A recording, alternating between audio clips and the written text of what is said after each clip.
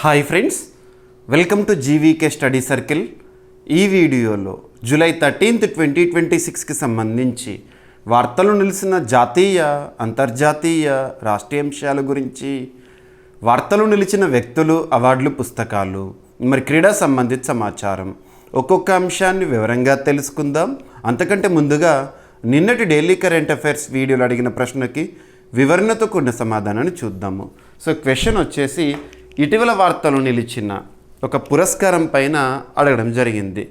పేరు మార్పు సంబంధిత అంశంతో వార్తలు నిలిచిన ఒక ప్రతిష్టాత్మక అంతర్జాతీయ పురస్కారం పైన ఆల్రెడీ మన డైలీ కరెంట్ అఫైర్స్ వీడియోలో డిస్కస్ చేసిన టాపిక్ని ప్రశ్నగా ఇచ్చాను. ప్రశ్నని మరొకసారి చూడండి. ఇంటర్నేషనల్ బుకర్ ప్రైజ్ని 2027 అంటే నెక్స్ట్ ఇయర్ నుండి ఏ పేరుతో పిలవనున్నారు? మరి పురస్కారం యొక్క నగదుని, మానిటరీ ప్రైజ్ వాల్యూని ఎంత నుండి ఎంతకు పెంచారు? ఇక్కడ అబ్జర్వ్ చేస్తే సాహిత్య రంగంలో ఇచ్చే ప్రపంచ ప్రతిష్టాత్మక పురస్కారాల్లో ఒకటి ఇంటర్నేషనల్ బుకర్ ప్రైజ్. ముఖ్యంగా యునైటెడ్ కింగ్డమ్, ఐర్లాండ్ ఈ ప్రాంతాల్లో పబ్లిష్ చేయబడిన పుస్తకాలు ఏవైతే ఉంటాయో అనువాద రచయితకి మరియు ఒరిజినల్ ఆథర్కి ఈక్వల్ ఇంపార్టెన్స్ ఇచ్చే ఒక ప్రతిష్టాత్మక పురస్కారం international Booker prize 2005. International Booker ప్రైజ్ని ఇక నెక్స్ట్ ఇయర్ నుంచి ఏ పేరుతో పిలవబోతున్నారంటే బుక్మన్ ఇంటర్నేషనల్ బుకర్ ప్రైజ్గా పిలవబోతున్నారు. ఎందుకంటే ఇక ఈ పురస్కారానికి ఒక స్పాన్సర్గా బుక్మ్యాన్ ఫిలాంథ్రపీస్ అనే సంస్థ రీసెంట్గా చేరింది. మరి బుక్మ్యాన్ ఫిలాంథ్రపీస్ అనే సంస్థ లండన్ కేంద్రంగా పనిచేస్తుంది. సో నెక్స్ట్ 10 years కూడా ఇదే పేరును మనం చూడబోతున్నాం, బుక్మ్యాన్ ఇంటర్నేషనల్ బుకర్ ప్రైజ్. గుర్తుపెట్టుకోండి. మరి ఇప్పటి వరకు ఇంటర్నేషనల్ బుకర్ ప్రైజ్ పురస్కార గ్రహీతకి ఇచ్చే ఒక పురస్కారం నగదు బహుమానం అనేది ఎంతగా ఉండేదంటే 50,000 poundsగా ఉండేది. ఇప్పుడు 50,000 pounds నుండి 1,00,000 poundsకి పెంచడం జరిగింది. గుర్తుంచుకోండి. ఏదైనా ఒక పురస్కారానికి సంబంధించి మానిటరీ వాల్యూలో కనుక మార్పులు వచ్చినాయి అనుకోండి, తప్పనిసరిగా గుర్తుపెట్టుకోవాలి. సో ఓల్డ్ ప్రైస్ ఏ విధంగా ఉంటుంది, ప్రజెంట్ ఎంత ఉంది, అట్లా. ఓకేనా? సో 50,000 pounds నుంచి 1,00,000 poundsకి పెంచడం జరిగింది. ఇకేనా మిస్లీనియస్ చూస్తే సరిపోతుంది. The Bookman international Booker prize, the Bookman పేరు గుర్తుంచుకోండి, బుక్మ్యాన్ ఫిలాంథ్రపీస్ అనే సంస్థ. ఓకేనా? బుక్మ్యాన్ ఇంటర్నేషనల్ బుకర్ ప్రైజ్ 2027. 2027 నుంచి ఇంటర్నేషనల్ బుకర్ ప్రైజ్ని బుక్మ్యాన్ ఇంటర్నేషనల్ బుకర్ ప్రైజ్గా పేరు మార్చనున్నారు. ఈ మార్పు బుకర్ ప్రైజ్ ఫౌండేషన్ మరియు బుక్మ్యాన్ ఫిలాంథ్రపీస్ మధ్య కుదిరిన 10 సంవత్సరాల భాగస్వామ్య ఫలితంగా జరిగింది. ఇంతకుముందు నేను మీకు చెప్పాను కదా ఓవరాల్గా. ఈ భాగస్వామ్యం 2027 నుంచి 2036 వరకు కొనసాగుతుందంట. ఇక బుక్మ్యాన్ ఫిలాంథ్రపీస్ని దిమిత్రి బుక్మ్యాన్ మరియు దారియా బుక్మ్యాన్ ఇద్దరు వ్యక్తులు ఈ సంస్థను నిర్వహిస్తున్నారు. వీరు ప్లేరిక్స్ సంస్థతో అనుబంధం కలిగి ఉన్నారు. ఇక పురస్కారం యొక్క వాల్యూ ఏ విధంగా ఉంటుందంటే ఇప్పటివరకు 50,000 poundsగా ఉండే పురస్కారం కాస్త 1,00,000 poundsకి చేరింది. ఓకేనా? ఈ నగదు బహుమతిని రచయిత మరియు అనువాదకుడు, సో ఒరిజినల్ ఆథర్ మరియు ట్రాన్స్లేటర్ ఇద్దరికి కూడా ఈక్వల్ ఇంపార్టెన్స్ ఉంటుంది. అదే ఈ పురస్కారం యొక్క ప్రత్యేకత. సమానంగా పంచుకుంటారు.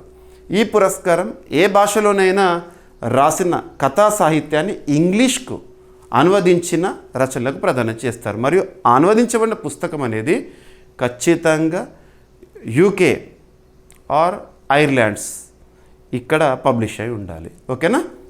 ప్రపంచంలో ఏ భాషలో రచించబడిన పుస్తకమైనా సరే ట్రాన్స్లేషన్ అనేది ఖచ్చితంగా ఇంగ్లీష్లోకి ఉండాలి. అది ఇక్కడ కండిషన్. 2027 పురస్కారం కోసం అర్హత పొందే పుస్తకాలు 2026 May 1 నుంచి 2027 April 30 మధ్య యునైటెడ్ కింగ్డమ్ లేదా ఐర్లాండ్లో ప్రచురించబడాలి. ఓకేనా? రైట్. ఈ పురస్కారం ద్వారా అనువాద సాహిత్యము, ప్రపంచ కథా సాహిత్యము, భాషాంతర సాహిత్య వినిమయము, సాంస్కృతిక పరస్పర అవగాహనకు ప్రోత్సాహం అనేది లభిస్తుందంట. సో ఇంటర్నేషనల్ బుకర్ ప్రైజ్ ప్రారంభం 2005. గతంలో మ్యాన్ బుకర్ ఇంటర్నేషనల్ ప్రైజ్ అని పిలిచేవాళ్ళము. ఓకేనా. ఇక వార్షిక రూపంలో మార్పు అని 2016 నుంచి. ఓకేనా. పేరు మార్పు 2019లో ఇంటర్నేషనల్ బుకర్ ప్రైజ్గా మారింది. ఇక ఇప్పుడు 2020 నుంచి ది బుక్మ్యాన్ ఇంటర్నేషనల్ బుకర్ ప్రైజ్గా మనం చూడబోతున్నాము. ఓకేనా. రైట్. ఇక 2026 సంవత్సరానికి గాను పురస్కార గ్రహీతగా ఎంపికైన పుస్తకం గురించి, ఒరిజినల్ ఆథర్ గురించి, ట్రాన్స్లేటర్ గురించి ఆల్రెడీ మనము చూడడం జరిగింది. ఇక్కడ అబ్జర్వ్ చేస్తారు 2027 తైవానీస్ ఆథర్ యాంగ్ షువాంగ్జీ రచించిన పుస్తకాన్ని ట్రాన్స్లేషన్ చేసినందుకు ట్రాన్స్లేటర్, ఇక రచయిత ఎవరు అంటే లిన్ కింగ్. ఏ పుస్తకం గెలుచుకుంది అంటే తైవాన్ ట్రావెలాగ్ అనే పుస్తకం. ఈ 3 పదాలు ఖచ్చితంగా గుర్తుంచుకోండి. ఒరిజినల్ ఆథర్ పేరు, ట్రాన్స్లేటర్ పేరు, బుక్ పేరు. ఓకేనా. ఎనఫ్. ఈ విధంగా వార్తలు నిలిచిన పురస్కారాలు ఏవైతే ఉంటాయో వాటిపైన ఏదైనా రీసెంట్గా స్మాల్ చేంజెస్ కనపడ్డా కూడా పోటీ పరీక్షలో అడుగుతున్నారు. ఓకేనా. ఎనఫ్.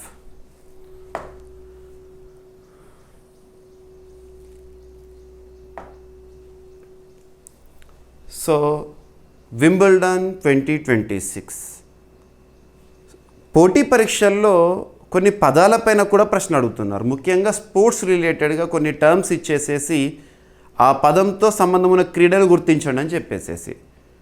ఇక్కడ అబ్జర్వ్ చేస్తే గ్రాండ్ స్లామ్ అనే పదం ఏ క్రీడతో సంబంధాన్ని కలిగి ఉంది అంటారు. గ్రాండ్ స్లామ్ అనే పదం ఏ క్రీడతో సంబంధాన్ని కలిగి ఉంది అంటే టెన్నిస్. ప్రతి ఏడాది కూడా 4 గ్రాండ్ స్లామ్లు జరుగుతాయి. 4 గ్రాండ్ స్లామ్స్ జరుగుతాయి. అదేంటంటే ఇయర్, ఒక క్యాలెండర్ ఇయర్ తీసుకున్నారనుకోండి. ఒక క్యాలెండర్ ఇయర్ ఉదాహరణకు ఇప్పుడు 2026 క్యాలెండర్ ఇయర్ అంటే ఏంటి? జనవరి మంత్ నుండి డిసెంబర్ వరకు చూస్తాం క్యాలెండర్ ఇయర్. మరి క్యాలెండర్ ఇయర్లో ఎన్ని గ్రాండ్ స్లామ్ జరుగుతాయి అన్నాను? 4. ఆ క్యాలెండర్ ఇయర్లో జరిగే గ్రాండ్ స్లామ్ల యొక్క వరుస క్రమాన్ని గుర్తించండి అంటారు. ఫస్ట్ ఏజ్ గ్రాండ్ స్లామ్ జరుగుతుంది, సెకండ్ ఏది, థర్డ్ ఏది, ఫోర్త్ ఏది అలా అడుగుతారు. సో ఫస్ట్ వచ్చేసి ఒక సంవత్సరంలో మొదట ఆస్ట్రేలియన్ ఓపెన్ జరుగుతుంది. Australian open tennis grand slam. Next వచ్చేసేసి ఫ్రెంచ్ ఓపెన్ జరుగుతుంది. French open. ఆ తర్వాత వచ్చేసేసి వింబుల్డన్ జరుగుతుంది. ఇక ఫైనల్గా ఒక క్యాలెండర్ ఇయర్లో చివరిగా ఏం జరుగుతుందంటే యుఎస్ ఓపెన్. గుర్తుపెట్టుకోండి, 4 గ్రాండ్ స్లామ్లు టెన్నిస్ క్రీడలో చాలా ప్రతిష్టాత్మకం. మరి ఇక్కడ అబ్జర్వ్ చేస్తే ఈ 4 గ్రాండ్ స్లామ్స్లో కూడా ప్రత్యేకతలు అడుగుతారు. అతి పురాతన టెన్నిస్ గ్రాండ్ స్లామ్ ఏది అంటారు? వింబుల్డన్. మీరు చూసుంటారు July 13, 2026 రోజున అన్ని వార్తాపత్రికల్లో కూడా స్పోర్ట్స్ రిలేటెడ్గా ప్రైమ్ న్యూస్ ఇది. సో వింబుల్డన్ టెన్నిస్ గ్రాండ్ స్లామ్స్లో అత్యంత పురాతన ఓల్డెస్ట్ గ్రాండ్ స్లామ్ 1877లోనే ప్రారంభమైంది. గుర్తుపెట్టుకోండి. ఓకేనా. మరి ఇక్కడ కొన్ని ప్రత్యేకతలు చూస్తే ఫ్రెంచ్ గ్రాండ్ స్లామ్ టెన్నిస్ సంబంధించి ప్రత్యేకత ఏంటంటే దీన్ని రోలాండ్ గ్యారోస్ అని కూడా పిలుస్తారు. క్లే కోర్ట్ పైన ఆడతారు. ఇక్కడ చూడండి, ఆస్ట్రేలియాలో జరిగే ఒక గ్రాండ్ స్లాము, ప్యారిస్లో జరిగే గ్రాండ్ స్లామ్ ఫ్రెంచ్. వింబుల్డన్ అంటేనేమో లండన్లో జరుగుతుంది ప్రతి ఏడాది కూడా. ఇక యుఎస్ ఓపెన్ అంటే అమెరికాలో జరుగుతుంది. ఓకేనా. ఒక సంవత్సరంలో జరిగే గ్రాండ్ స్లామ్స్ వరుస క్రమాన్ని గుర్తించండి ఇలా కూడా అడుగుతారు పోటీ పరీక్షలో. మరి ఇక్కడ అబ్జర్వ్ చేస్తే 29th జూన్ 2026 నుంచి 12th జూలై 2026 వరకు సో డేట్ అడుగుతారు జరిగిన టెన్నిస్లో ఓల్డెస్ట్ గ్రాండ్ స్లామ్ వింబుల్డన్. ఎక్కడ జరుగుతుంది? లండన్లో జరుగుతుంది. ఎప్పుడైనా కూడా ప్రతి ఏడాది కూడా లండన్లో జరుగుతుంది. All England lawn tennis and cricket Club వారు నిర్వహిస్తారు. వెన్యూ కూడా అదే లండన్లో. ఓకేనా. ఇకపోతే మరి విజేతల వివరాలను చూడాలి. గ్రాండ్ స్లామ్ విషయానికి వస్తే విజేతల పేర్లను గుర్తుంచుకోవాలి, రన్నరప్ పేర్లను గుర్తుంచుకోవాలి. ఇక ఎన్ని కేటగిరీస్లో చూడాలంటే మెన్స్ సింగిల్స్ విభాగం చూడాలి, విమెన్స్ సింగిల్స్ విభాగం చూడాలి, విన్నరు, రన్నరు మరియు వాళ్ళ యొక్క దేశం, వాళ్ళు ఏ కంట్రీకి సంబంధించిన వాళ్ళు చూడాలి. Next doubles, men's doubles, women's doubles, mixed doubles, ఈ 5 సెగ్మెంట్స్లో చూడాలి. Winner, runner, winners, runners, and వాళ్ళ కన్సర్న్డ్ కంట్రీ. ఎనఫ్. ఓకేనా? సో ఇక్కడ అబ్జర్వ్ చేస్తే 1877లో వింబుల్డన్ ఈ టెన్నిస్ గ్రాండ్ స్లామ్ అనేది ప్రారంభమైంది. ఓకేనా? సో విజేతలను చూద్దాము మరియు రన్నరప్. పురుషుల సింగిల్స్. సో పురుషుల సింగిల్స్ అంటే మెన్స్ సింగిల్స్ 1 వర్సెస్ 1. విజేత వచ్చేసేసి ఇటలీ దేశానికి చెందిన జానిక్ సిన్నర్. పేరు గుర్తుంచుకోవాలి, గుర్తులేకపోయినా పర్లేదు. ఎగ్జామినేషన్ హాల్లో ప్రశ్నపత్రాన్ని చూడగానే సమాధానాన్ని గుర్తించే విధంగా గుర్తుంచుకుంటే చాలు.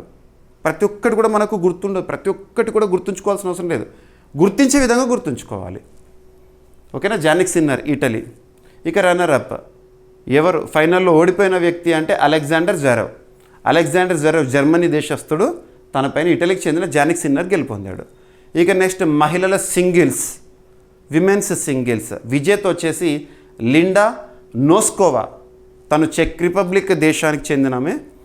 చెక్ రిపబ్లిక్ దేశానికి చెందిన కరోలినా ముచోవా పైన గెలవడం జరిగింది. Winner, runner. ఇక doubles, men's doubles. Men's double అంటే సో ఇద్దరు పురుషులు వర్సెస్ ఇద్దరు పురుషులు. విజేతలు వచ్చేసి హర్రీ హెలియోవారా, తను ఫిన్లాండ్ దేశస్థుడు. హెన్రీ ప్యాటెన్, గ్రేట్ బ్రిటన్కి చెందిన వ్యక్తి. విజేతలు వీరు డబుల్స్లో. ఎవరిపైన గెలుపొందారంటే మ్యార్స్లో అరేవాలో, తను ఎల్ సాల్వడార్ దేశానికి చెందినవాడు. మ్యాటే పావిచ్, క్రొయేషియా దేశానికి చెందినవారు. ఇక మహిళల డబుల్స్ 2 విమెన్ వర్సెస్ 2 విమెన్. విజేతలు వచ్చేసి Guo Hanyu, China. Kristina Mladenovic, France.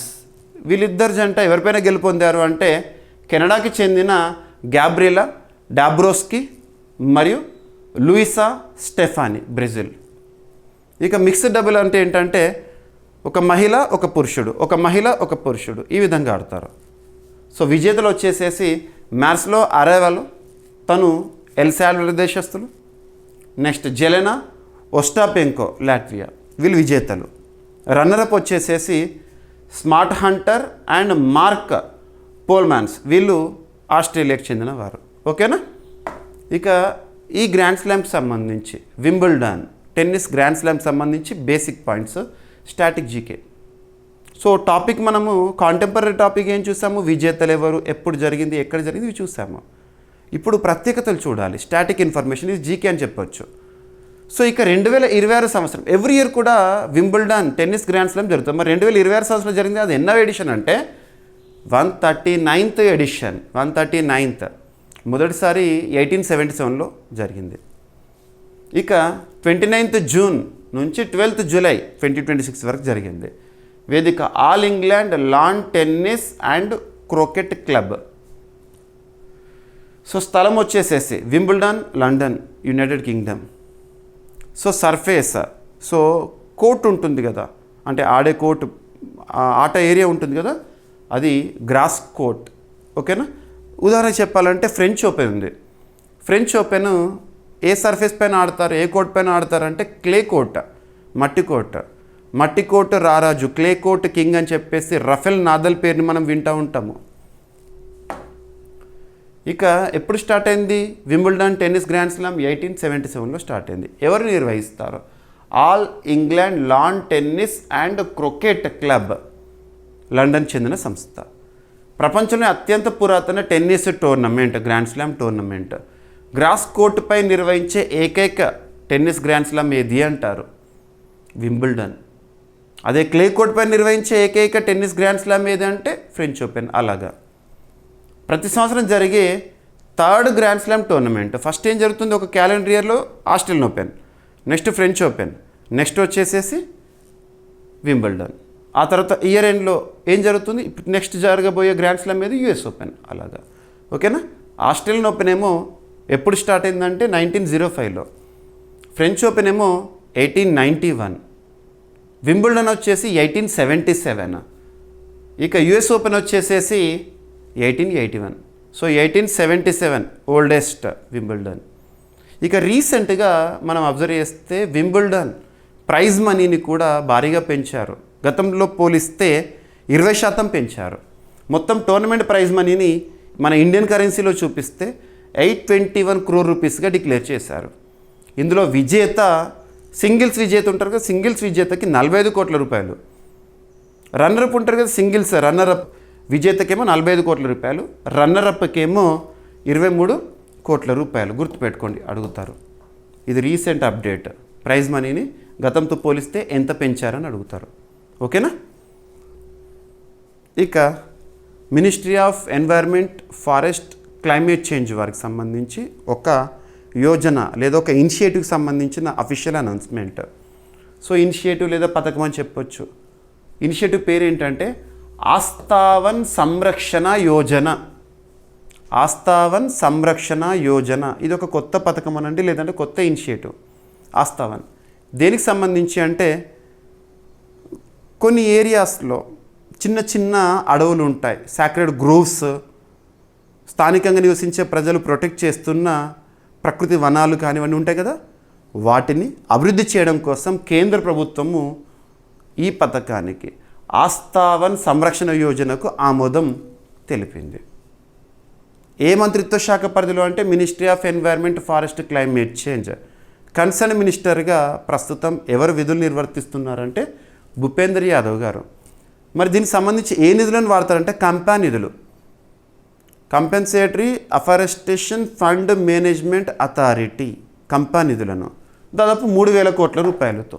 So important పాయింట్స్ని చెప్పడం జరిగింది చూడండి. సో కేంద్ర ప్రభుత్వము 2026 జూలై 10వ తేదీన దేశవ్యాప్తంగా ఉన్న దాదాపు 15,000 పవిత్ర వనాలు లేదా sacred groves, small forest areas, వాటిని సంరక్షించి పునరుద్ధరించేందుకు ఆస్తావన్ సంరక్షణ యోజనకు ఆమోదం తెలిపింది. సో పథకం ఏదైనా ఒక పథకం గురించి కానీ, ఒక ఇనిషియేటివ్ గురించి కానీ, ఒక పాలసీ గురించి కానీ చూస్తున్నప్పుడు బేసిక్ పాయింట్స్. ఓకేనా. ఈ పథకం కోసం ఎంత 3,000 కోట్ల రూపాయల వ్యయాన్ని కేటాయించారు. సో ఈ పథకాన్ని 2026-27 ఈ ఆర్థిక సంవత్సరం నుంచి 2030-31 ఆర్థిక సంవత్సరం వరకు 5 సంవత్సరాలు అమలు చేస్తారంట. ఈ సాక్రెడ్ గ్రోవ్స్ ఏవైతే ఉంటాయో, పవిత్ర వనాలు ఏవైతే ఉంటాయో వాటిని ప్రొటెక్ట్ చేయడం కోసము ఈ పథకానికి నేషనల్ కంపా ఫండ్ నుంచి నిధులు అందిస్తారు. Compensatory fund management and planning authority. ఓకేనా, గుర్తుపెట్టుకోండి.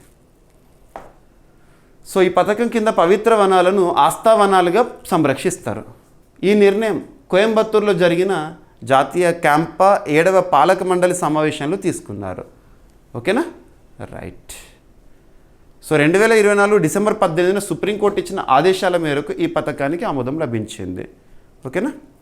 Mangrove initiative for shoreline habitats and tangible incomes పథకాన్ని 2029 వరకు పొడిగించి అదనంగా 500 కోట్ల రూపాయలని కేటాయించినట్ట ఇదే సమావేశంలో. ఓకేనా. సో గుర్తుపెట్టుకోండి, కోయంబత్తూరులో రీసెంట్గా జరిగిన సమావేశంలో తీసుకునే నిర్ణయాలు ఇది ఒకటి. మీకు మిస్టీ ఇనిషియేటివ్ గురించి ఐడియా ఉంది, చాలాసార్లు చెప్పాను నేను. మిస్టీ ఇనిషియేటివ్ 40% అడుగుతారు. మిస్టీ ఫుల్ ఫామ్ ఏంటి? Mangrove initiative for shoreline habitats and tangible incomes. MISHTI full form దేనికి సంబంధించి అంటే ముఖ్యంగా తీర ప్రాంతాల్లో, కోస్ట్ ఏరియాలో మడ అడవులు ఉంటాయి కదా, మడ అడవుల సంరక్షణ కోసం ఉద్దేశించబడిందే మిస్టీ. గుర్తుపెట్టుకోండి. ఇక ఫారెస్ట్కి సంబంధించి మనం చూస్తున్నాం కాబట్టి కొన్ని బేసిక్ పాయింట్స్. అటవీ సంరక్షణ, అటవీ పరిరక్షణ అనగానే మీకు ఆర్టికల్ 48A గుర్తుకు రావాలి. ఓకేనా. సో ఆస్థావన్ సంరక్షణ యోజన ప్రారంభం 2026. ఏ మంత్రిత్వ శాఖ పరిధిలో నేను ఒక పథకం గురించి, ఒక ఇనిషియేటివ్ గురించి చూసినప్పుడు కన్సర్న్ మినిస్ట్రీ ఏంటో చూడాలి. పవిత్ర వనాల సంరక్షణ, పునరుద్ధరణ మరియు సమాజ ఆధారిత అటవీ పరిరక్షణను బలోపేతం చేయడము. Compensatory afforestation fund management and planning authority, CAMPA full form. ఓకేనా, రైట్. ఈ కంపా అనేది ఏ మంత్రిత్వ శాఖ పరిధిలో ఉంటుందంటే ministry of environment, forest, climate change. So sacred groves protection అన్నాను కదా, అంటే ఏంటి? పవిత్ర వనాలు మత, సాంస్కృతిక, సాంప్రదాయ విశ్వాసాల కారణంగా స్థానిక ప్రజలు సంరక్షించే చిన్న అటవీ ప్రాంతాలే ఇవి. వీటిని సంరక్షించడం కోసమే ఈ ఆస్థావన్ యోజన. ఇవి జీవ వైవిధ్యం, నీటి వనరులు, స్థానిక వృక్ష జాతుల పరిరక్షణకు దోహదపడతాయి. ఓకేనా, రైట్. ఇక నెక్స్ట్ మ్యాన్ ఎనిమల్ కాన్ఫ్లిక్ట్కి సంబంధించి మానవ వన్యప్రాణి ఘర్షణ అంటాం తెలుగులో. మ్యాన్ ఎనిమల్ కాన్ఫ్లిక్ట్ గురించి మనం చాలాసార్లు చూసాము. ముఖ్యంగా మానవుడు వన్యప్రాణులు నివసించే అటవీ ప్రాంతాల్లోకి ఎంటర్ అయినా, లేదా ఒక వన్యప్రాణి మానవ ఆవాస ప్రాంతాల్లోకి ఎంట్రీ అయినా కూడా కాన్ఫ్లిక్ట్ చెలరేగుతుంది. Man animal conflict. So man elephant కావచ్చు, మ్యాన్ టైగర్ కానివ్వండి. సో దానికి సంబంధించి ఆ ఘర్షణపై సెంటర్ ఆఫ్ ఎక్సలెన్స్ని ప్రారంభించారు ministry of environment, forest, climate change పరిధిలో. సో మానవ వన్యప్రాణి ఘర్షణపై సెంటర్ ఆఫ్ ఎక్సలెన్స్ని 2026 జూలై 10న తమిళనాడులోని కోయంబత్తూరులో ఉన్న wildlife institute of India Salim Ali centre for ornithology and natural history ప్రాంగణంలో ప్రారంభించారు. ఇక సలీం అలీ పేరు వినగానే మీకు ఒక సెంటెన్స్ గుర్తుకు రావాలి, బర్డ్ మ్యాన్ ఆఫ్ ఇండియా. మీరు రోబోట్ మూవీ చూసుంటారు, అందులో అక్షయ్ కుమార్ పోషించిన పాత్రకి ఇన్స్పిరేషన్ అదే. ఓకేనా? సో ఫస్ట్ ఆఫ్ ఆల్ ఈ టాపిక్ సంబంధించి ఎగ్జామినేషన్ పాయింట్ ఆఫ్ వ్యూ ఎలా అడగవచ్చు అంటే, మానవ వన్యప్రాణి ఘర్షణపై సెంటర్ ఆఫ్ ఎక్సలెన్స్ ప్రారంభము ఎక్కడ? Wildlife institute of India Salim Ali centre for ornithology and natural history ప్రాంగణంలో తమిళనాడులో కోయంబత్తూరులో రీసెంట్గా ప్రారంభించారు. ఓకేనా? Minister of environment, forest, climate change concern minister Bhupender Yadav గారు ప్రారంభించడం జరిగింది తన చేతుల మీదుగా. ఈ కేంద్రం మానవ వన్యప్రాణి ఘర్షణలు తగ్గించేందుకు పరిశోధనలు, విధాన రూపకల్పన, పరిష్కారాల అభివృద్ధికి కృషి చేస్తుంది. మానవ వన్యప్రాణి ఘర్షణ అంటే పంటల నష్టం, పశువుల నష్టం, ఆస్తి నష్టం, మానవులకు గాయాలు లేదా మరణాలకు దారితీసే మానవులు వన్యప్రాణుల మధ్య ప్రతికూల సంఘటనలు. ఈ మ్యాన్ ఎనిమల్ కాన్ఫ్లిక్ట్ వల్ల, ముఖ్యంగా మ్యాన్ వైల్డ్ ఎనిమల్స్ కాన్ఫ్లిక్ట్ వల్ల అయితే మానవులు ప్రాణాలు కోల్పోవచ్చు మనుషులు, లేదంటే వన్యప్రాణుల ప్రాణాలు కోల్పోవచ్చు. భారతదేశంలో ఇటువంటి ఘర్షణలు ప్రధానంగా ఏనుగులు, చిరుతలు, రిజర్వుల వెలుపల సంచరించే పులులు, అడవి పందులు మరియు ఇతర పెద్ద క్షీరదాలతో ఎక్కువగా జరుగుతాయంట. Wildlife institute of India 1982లో స్థాపన. ప్రధాన కార్యాలయం వచ్చేసేసి డెహ్రాడూన్, ఉత్తరాఖండ్. ఏ మంత్రిత్వ శాఖ పరిధిలో పనిచేస్తుంది? Wildlife institute of India అంటే ministry of environment, forest, climate change. వన్యప్రాణుల పరిశోధన, శిక్షణ, సంరక్షణకు భారతదేశంలో ప్రముఖ సంస్థ. ఈ వైల్డ్ లైఫ్ ఇన్స్టిట్యూట్ ఆఫ్ ఇండియాకి అనుబంధంగా పనిచేస్తున్న ఒక సంస్థ Salim Ali Centre of Ornithology and natural History. Ornithology అంటే బర్డ్స్ గురించి చదివే శాస్త్రము. ఈ సంస్థ సాకాన్ అనే సంస్థ 1990లో స్థాపన, కోయంబత్తూరు, తమిళనాడులో ఉంది. ఇప్పుడు ఈ కేంద్రంలోనే ఈ మ్యాన్ ఎనిమల్ కాన్ఫ్లిక్ట్ దీనిపైన అధ్యయనం చేయడానికి సెంటర్ ఆఫ్ ఎక్సలెన్స్ని ఏర్పాటు చేయడం జరిగింది. So geography and environment and disaster management ఈ సెగ్మెంట్లో మనం ఈ టాపిక్ని ఎక్స్పెక్ట్ చేయొచ్చు. వార్తల్లో కనిపిస్తున్న సైక్లోన్స్, టైఫూన్స్, విల్లీస్, హరికేన్స్ ఇటువంటి వాటిపైన మనం ఎగ్జామినేషన్లో చూడవచ్చు. సో ఇక్కడ అబ్జర్వ్ చేస్తే ఏదైనా ఒక ప్రాంతం విపత్తు సంబంధిత అంశంతో కానివ్వండి లేదా వివాదాస్పదమైన వార్తలు నిలిచినా కూడా చూడాలి. ఇక్కడ బావి అనే ఒక టైఫూన్ తుఫాను తీవ్ర ప్రభావాన్ని గురి చేసింది. ఏ దేశాలపైన అంటే జపాన్, తైవాన్. చాలా అప్రమత్తమైనవి అక్కడ. సహాయక చర్యలు అనేవి తారస్థాయికి చేరినాయి. బావి తుఫాన్లను అవి సంభవించే ప్రాంతం ఆధారంగా వివిధ పేర్లతో పిలుస్తాము. ఉదాహరణకి ఇండియన్ ఓషన్, హిందూ మహాసముద్ర ప్రాంతంలో సంభవించే తుఫాన్లను మనము సైక్లోన్స్ అంటాము. అదే ఆస్ట్రేలియా, న్యూజిలాండ్ ఈ ప్రాంతంలో సంభవించే తుఫాన్లను విల్లీస్ అంటాము. అదే వెస్టర్న్ పసిఫిక్ ప్రాంతంలో టైఫూన్స్ అంటాము. లేదంటే అట్లాంటిక్ ఓషన్ ఈ ప్రాంతాల్లో సంభవించే తుఫాన్లను మనం హరికేన్స్ అంటాము. గుర్తుపెట్టుకోండి. ఓకేనా? ఇక రిమైనింగ్ పేర్లు ఉంటాయి. బ్యాగ్యో అనే లోకల్ టర్మ్ తుఫాన్లకు సంబంధించి ఎక్కడ, ఫిలిప్పీన్స్ ఇలాగా.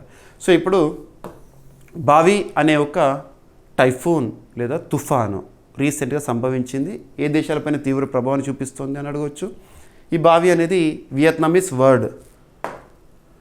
సో బావి తుఫాను తూర్పు చైనా సముద్రం మీదుగా ప్రయాణిస్తూ జపాన్లోని సక్షిమా దీవులు మరియు తైవాన్లో అప్రమత్త పరిస్థితిని సృష్టించింది. బలమైన గాలులు, భారీ వర్షాలు, ఎత్తైన అలలు, వరదలు సంభవించే అవకాశం ఉండడంతో అధికారులు హెచ్చరికలను జారీ చేశారు. ఓకేనా? సో సైక్లోన్ ప్రభావిత ప్రాంతము లేదా తుఫాను లేదా టైఫూన్ లేదా హరికేన్స్ ప్రభావిత ప్రాంతాల పేరు గుర్తుంచుకోండి. టైఫూన్ అంటే వాయువ్య పసిఫిక్ మహాసముద్రంలో ఏర్పడే ఉష్ణమండల తుఫాన్ను టైఫూన్ అంటారు.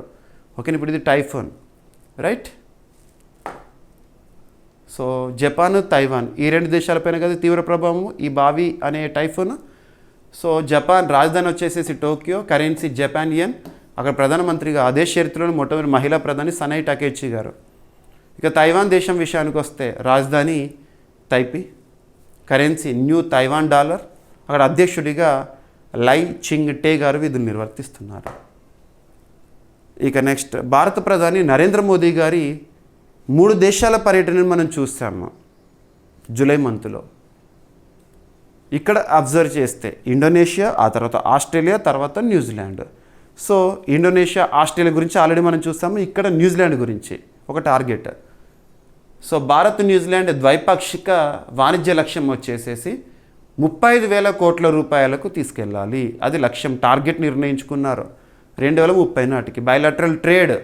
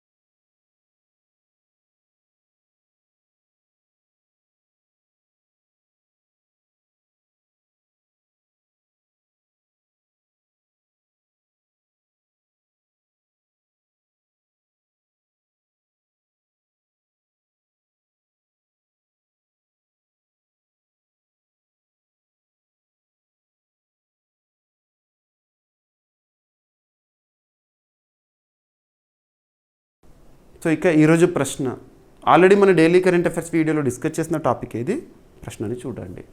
ఐసీసీ మహిళల T20 వరల్డ్ కప్ 2026ని కైవసం చేసుకున్న జట్టు ఏది? ఈ టోర్నీకి ఆతిథ్యం ఇచ్చిన దేశం ఏది? ఈ టోర్నీ మొదటిసారి ఏ సంవత్సరంలో జరిగింది? ఇక ఈరోజు టాపిక్స్ని క్విక్ రివిజన్ చేస్తే నిన్నటి డైలీ కరెంట్ అఫైర్స్ వీడియోలో అడిగిన ప్రశ్నకి కంప్లీట్ ఎక్స్ప్లెనేషన్. వింబుల్డన్ ఛాంపియన్షిప్స్ 2026 ప్రత్యేకత ఏంటి? విజేతలు ఎవరు? So global air power rankings 2026లో భారత వాయుసేనకు 6వ స్థానము. ఈ ర్యాంకింగ్స్ని విడుదల చేసిన సంస్థ ఏంటి? ప్రత్యేకతలు ఏంటి? ఇక world's happiest cities 2026 top city ఇంగ్లాండ్లోని ఒక నగరము. మరి భారతదేశానికి సంబంధించిన జైపూర్ టాప్ 10లో చోటు పొందిన ఏకైక నగరము జైపూర్. ఇక ఆస్థావన్ సంరక్షణ యోజన ఏ మంత్రిత్వ శాఖ పరిధిలో? Ministry of environment, forest, climate change పరిధిలో. ఉద్దేశం ఏంటి? ఓకేనా. మానవ వన్యప్రాణి ఘర్షణపై సెంటర్ ఆఫ్ ఎక్సలెన్స్ ప్రారంభము ఎక్కడ? లొకేషన్ గుర్తుపెట్టుకోండి. ఇక నిఫ్టీ 500 అహింస ఇండెక్స్ రీసెంట్గా న్యూస్లో ఉంది. ఎవరు ప్రారంభించారు? ప్రత్యేకత ఏంటి? సో ఉత్తరాఖండ్ భారతదేశంలో 6వ సంపూర్ణ అక్షరాస్య రాష్ట్రంగా అవతరించింది. ఉత్తరాఖండ్ కంటే ముందు ఉన్న రాష్ట్రాలు ఏంటి? ప్రత్యేకత ఏంటి? ఉల్లాస్ ఇనిషియేటివ్ యొక్క ఉద్దేశం ఏంటి? ఇక national song, national anthem so ఆలాపన విషయంలో వరుస క్రమం ఏంటి? సో కేంద్ర హోంమంత్రిత్వ శాఖ వారు గైడ్లైన్స్ రిలీజ్ చేశారు. ఇక బావి తుఫాను ఇటీవల ఏ ప్రాంతంలో సంభవించింది? ఏ దేశాలను అప్రమత్తం చేశారు? ప్రత్యేకతలు ఏంటి? భారత్ న్యూజిలాండ్ ద్వైపాక్షిక వాణిజ్య లక్ష్యము 35,000 కోట్ల రూపాయలు అంట. ఇటీవల భారత ప్రధాని నరేంద్ర మోదీ గారు పర్యటన సందర్భంగా నిర్దేశించుకున్న లక్ష్యాలు, ఒప్పందాలు. Bharat Australia pacts భాగస్వామ్యానికి శ్రీకారము. Pacts full form ఏంటని ఎగ్జామినేషన్లో అడుగుతారు. ఉద్దేశం ఏంటి? So partnership on cyber, critical technologies and supply chains. ఇక WSIS ఒక ప్రతిష్టాత్మక పురస్కారాన్ని మన భారతదేశంలో అమలవుతున్న సమృద్ధ గ్రామ్ ప్రాజెక్ట్కి ఇవ్వడం జరిగింది. సో ప్రత్యేకతలు ఏంటి? ఏ మంత్రిత్వ శాఖ పరిధిలో ఈ కార్యక్రమం సమృద్ధ గ్రామ్ అనే ఇనిషియేటివ్ అమలవుతుంది? ఇక ఈరోజు ప్రశ్న ICC women's T20 world cup 2026ని కైవసం చేసుకున్న జట్టు ఏది? ఈ టోర్నీకి ఆతిథ్యం ఇచ్చిన దేశం ఏది? ఈ టోర్నీ మొదటిసారి ఏ సంవత్సరంలో జరిగింది? అభ్యర్థులు ప్రతిరోజు మన డైలీ కరెంట్ అఫైర్స్ వీడియో చూడండి. ఎక్స్ప్లెనేషన్ అంతా కూడా ఈ క్లాస్లో నేను ఇచ్చిన ఎక్స్ప్లెనేషన్ అంతా విన్న తర్వాత మన CA 360 2026 కోర్సులో ఇచ్చే PDF తెలుగు అభ్యర్థులకు తెలుగులో ఇస్తున్నాను, ఇంగ్లీష్ మీడియం అభ్యర్థులకు ఇంగ్లీష్లో ఇస్తున్నాను. డైలీ కరెంట్ అఫైర్స్ PDF ఈ క్లాస్లో ఎక్స్ప్లెయిన్ చేసిన కంటెంట్ అంతా కూడా డౌన్లోడ్ చేసుకొని చదవండి. ఇక ఏమైనా మిస్లేనియస్ టాపిక్స్ ఉంటే రేపటి క్లాస్లో జోడించి డిస్కస్ చేద్దాము. రేపు మళ్ళీ కలుద్దాం. Thank you.